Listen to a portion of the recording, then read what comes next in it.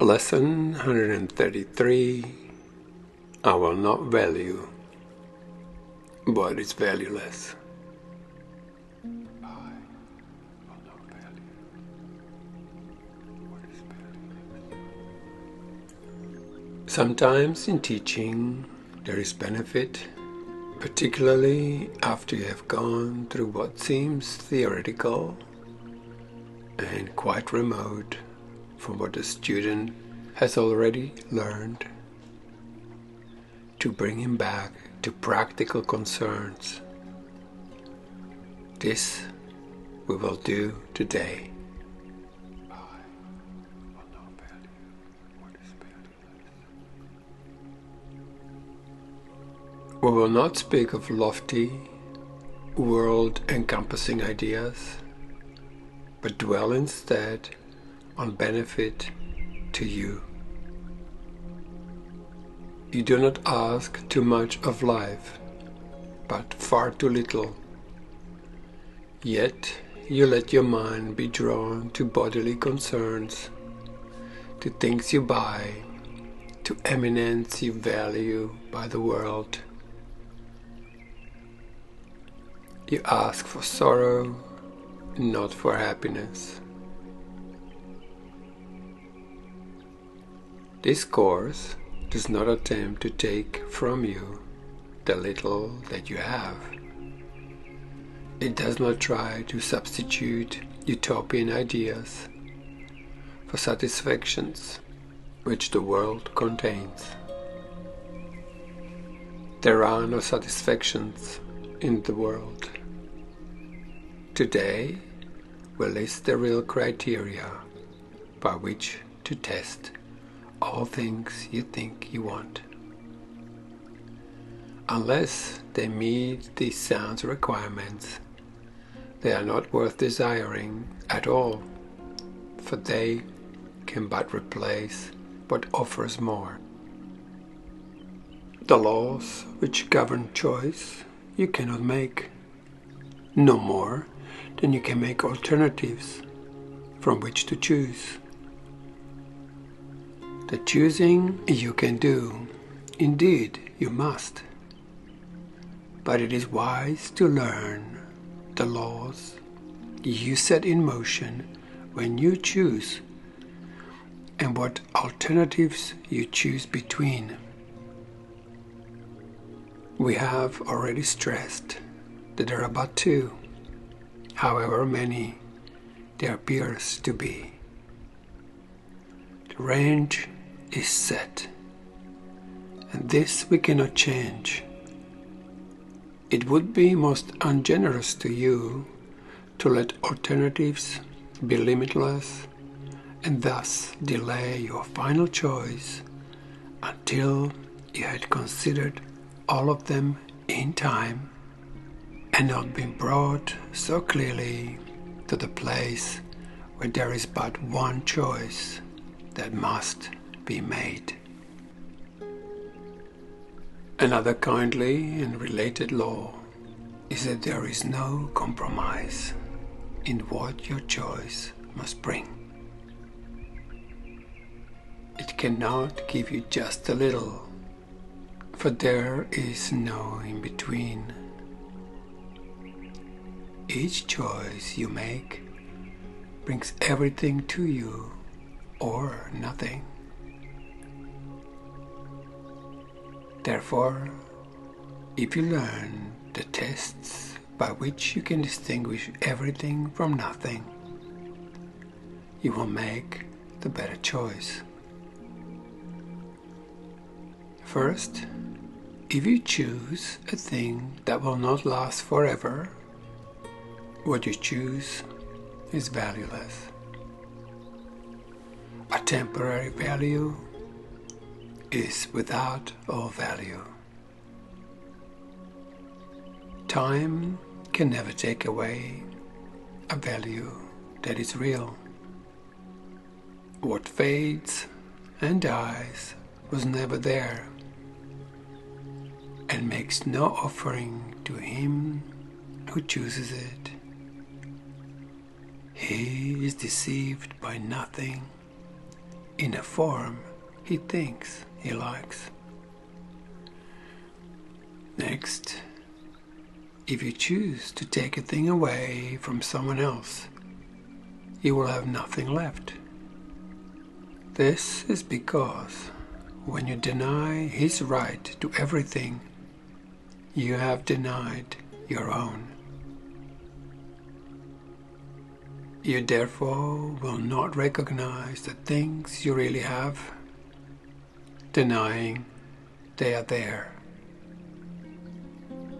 Who seeks to take away has been deceived by the illusion loss can offer gain. Yet loss must offer loss and nothing more.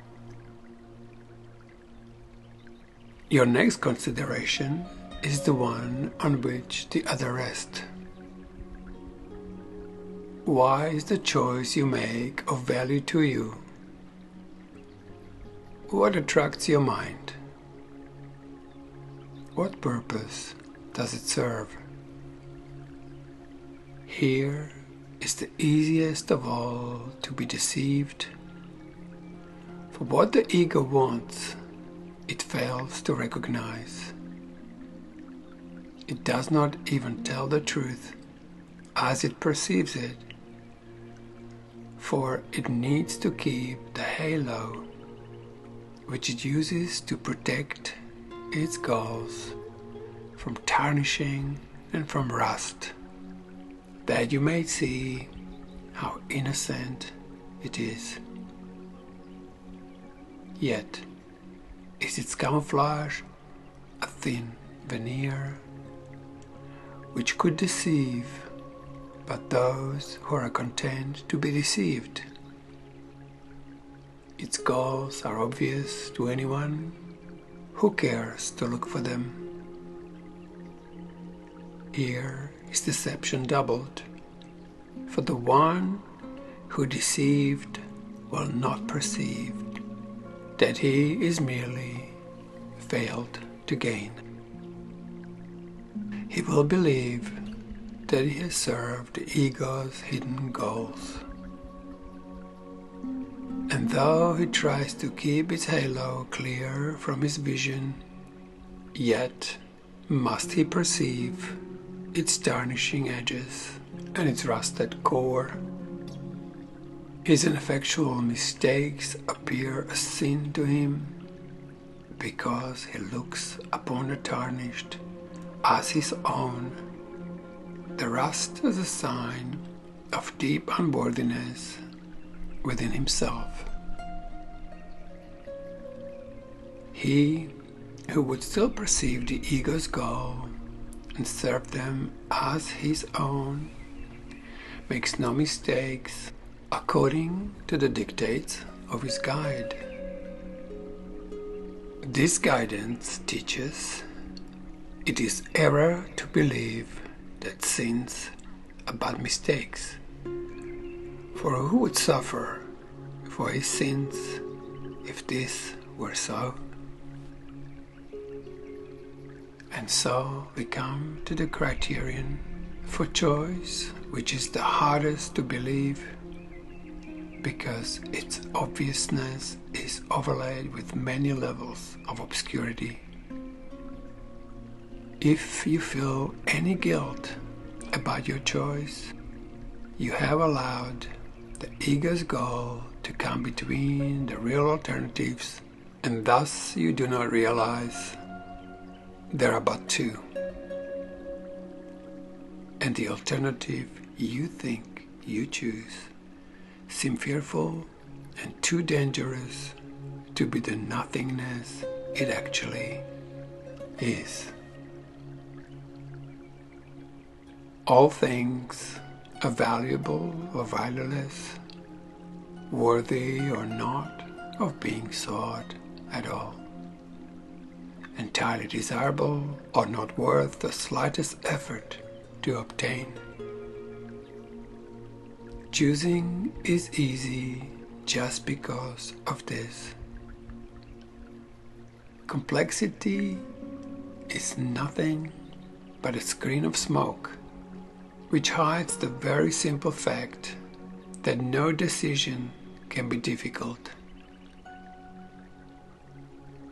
What is the gain to you in learning this? It is far more than merely letting you make choices easily and without pain. Heaven itself is reached by empty hands and open minds, which come from nothing to find everything and claim it as their own. We will attempt to reach this state today with the self-deception laid aside and with an honest willingness to value but the truly valuable and the real. Our 2 extended practice periods of 15 minutes will begin with this. Repeat after me. I will not value what is valueless. I will not value what is valueless. And only what has value do I seek. And only what has value do I seek. For only that do I desire to find. For only that do I desire to find. And then receive what waits for everyone who reaches unencumbered to the gate of heaven, which swings open as he comes. Should you begin to let yourself collect some needless burdens, or believe you see some difficult decision facing you, be quick to answer with this simple thought. I will not value what is valueless, for what is valuable belongs to me.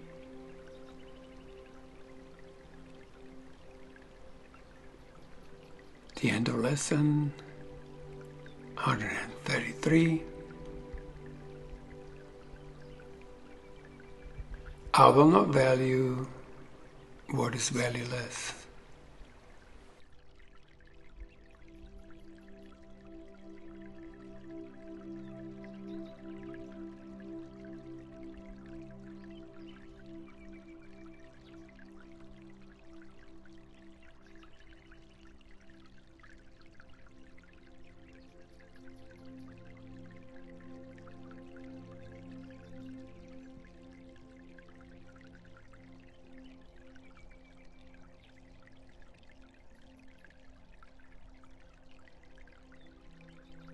I will not value what is valueless.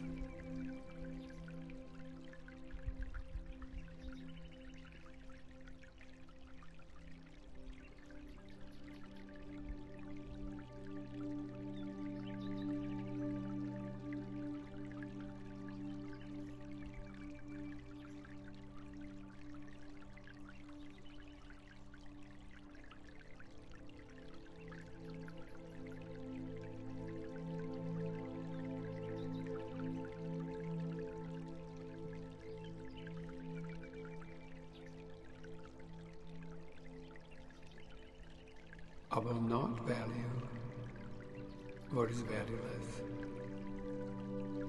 for what is valuable belongs to me.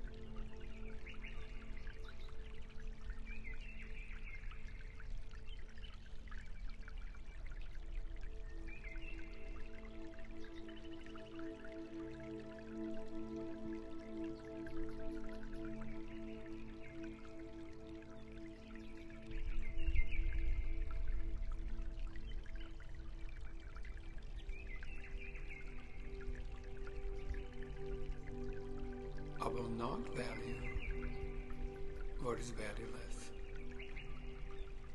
For what is valuable belongs to me.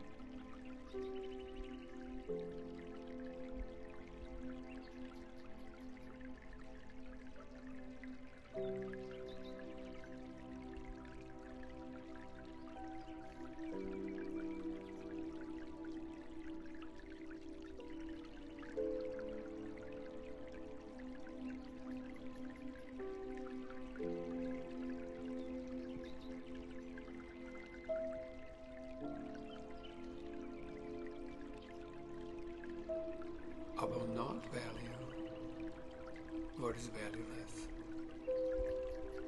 For what is valuable belongs to me.